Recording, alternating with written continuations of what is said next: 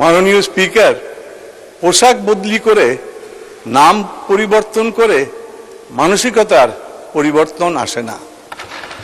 এটা হলো একটা অপ্রিয় সত্যি কথা।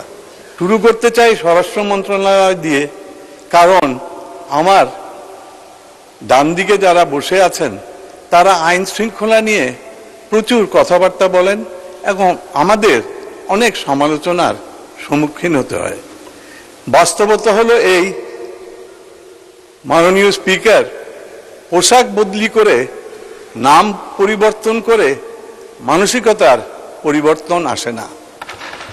এটা হলো একটা অপ্রিয় সত্যি কথা।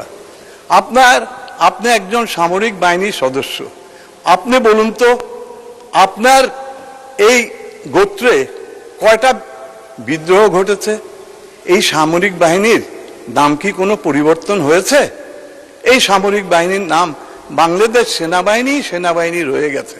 কিন্তু আসুন, যারা ঘটিয়েছে বিডিআর বিদ্রোহ, যারা ঘটিয়েছে বিডিআর হত্যা, তারা বলে বিডিআর বিদ্রোহ, কিন্তু এটা ছিল একটা সুপরিকল্পিত হত্যা।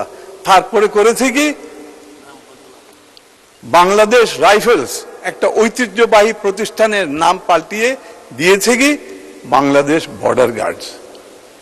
আপনি মনে করেন এই নাম পরিবর্তনে সে যে দাগ, সে যে রক্তক্ষরণ হয়েছে, সেটি বাংলাদেশের সেনা কর্মকর্তারা যারা কমান্ডে ছিল তাদের মন মানসিকতার পরিবর্তন হবে?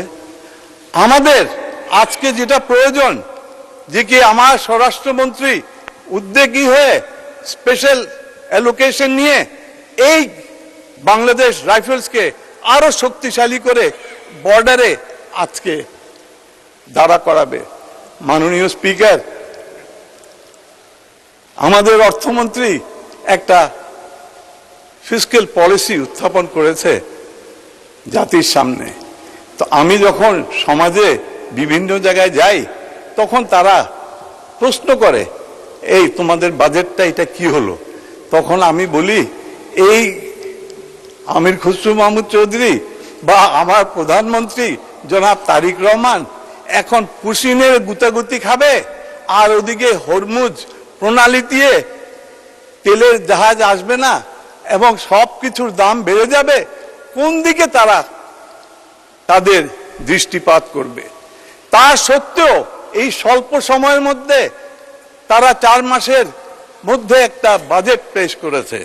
এই বইটি, এই পুস্তকটি, মাননীয় speaker, every page, every chapter, প্রত্যেকটা পাতায় তুলে ধরেছে এই দেশের মানুষের বাস্তব চিত্রের কথা। আমি আপনার কাছে স্বল্প সময়ের মধ্যে বলতে চাবো যে যদি আপনি সমাজ কল্যাণ রাষ্ট্র দেখেন, অর্থাৎ social welfare state, or you look at a socialistic economy, or you see a capitalistic economy. এই তিনটা রাষ্ট্রের একটা যেটা সোশ্যালিস্টিক ইকোনমি আছে, সেখানে দল নিয়ন্ত্রণ করে পুঁজিকে। যেটা ক্যাপিটালিস্টিক ইকোনমি আছে, সেখানে ধনীরা নিয়ন্ত্রণ করে পুঁজিকে। আর যেখানে সমাজ কল্যাণ রাষ্ট্র, যেটা আমরা বিশ্বাস করি, সেখানে এটা নিয়ন্ত্রণ করে সাধারণ মানুষ। এই সাধারণ মানুষের ফিসক্যাল পলিসি তুলে ধরেছে আজকে